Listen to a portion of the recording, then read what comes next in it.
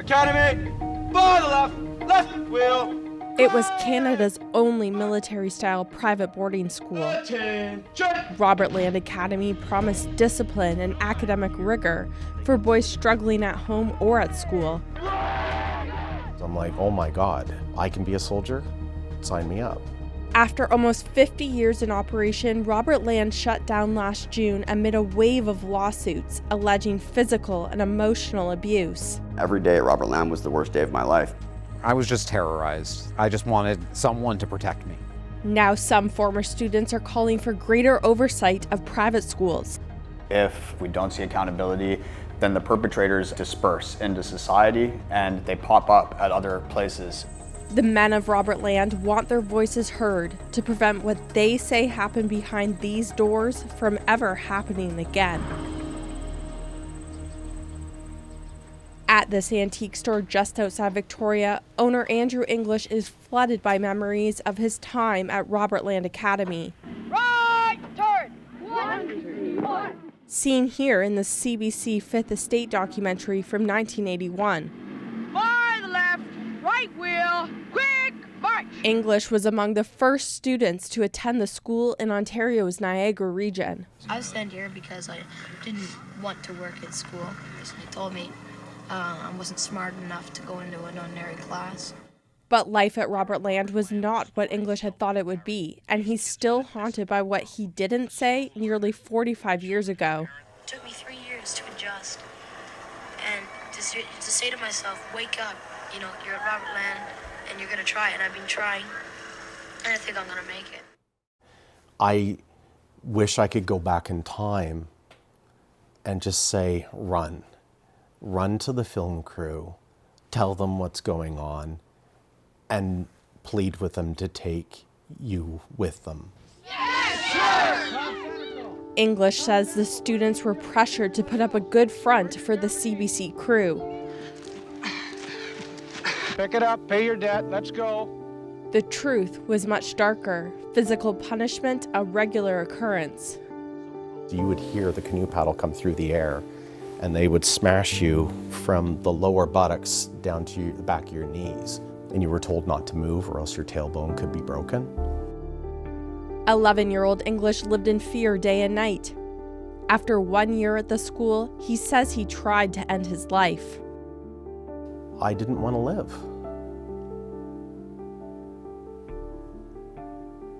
Who would? English is one of 120 former students filing claims against Robert Land Academy, alleging physical and verbal abuse, primarily from the late 1970s through the early 2000s. Robert Land Academy did not respond to CBC News' request for comment on the historical allegations. Robert Land Academy provides students with a transformative, fulfilling experience. Promotional videos encouraging healthy habits and academic success sold parents on paying tens of thousands of dollars in tuition. The military model can be quite effective at addressing the needs of certain students. Despite its military appearance, the Department of National Defence told CBC News that Canadian Armed Forces did not oversee operations at the school, but they did run a cadet program here. After the abuse allegations surfaced last year, it was canceled. So do you remember this at all? Vaguely, but definitely now that I see the buildings, yes. In 1999, Noah Niznik was 14 years old when his mom decided Robert Land would be a good fit for him. You would come in and they shaved your head, kind of stripped you down, gave you sort of a new set of clothes. That first day, Niznik says the students were forced to march for hours on end. He injured his leg and the next morning couldn't get out of bed. One of the instructors flipped me out of the bed, so I landed on my legs, and another one of the instructors kicked me in the other leg and said, well, if your legs aren't broken before, they are now. Not only were Niznik's legs broken, but he waited hours for medical care.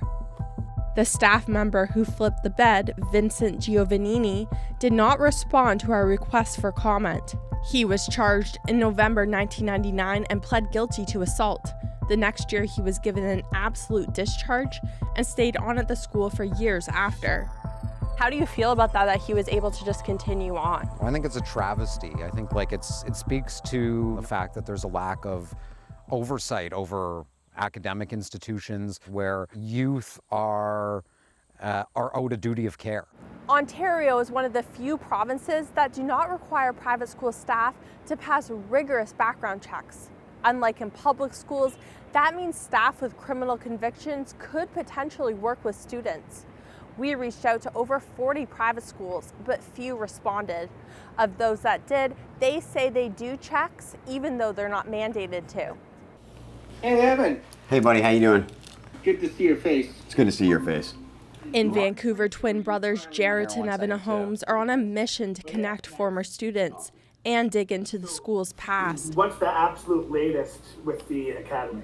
The latest is more like now we move on to press conference that we're going to have. Welcome to join. They say they found at least 4 staff members with criminal convictions who worked at Robert Land. And now they're working with an Ontario MPP to introduce a private members bill that would require background checks. It would be really nice to see a higher body take some ownership of this and accountability for this.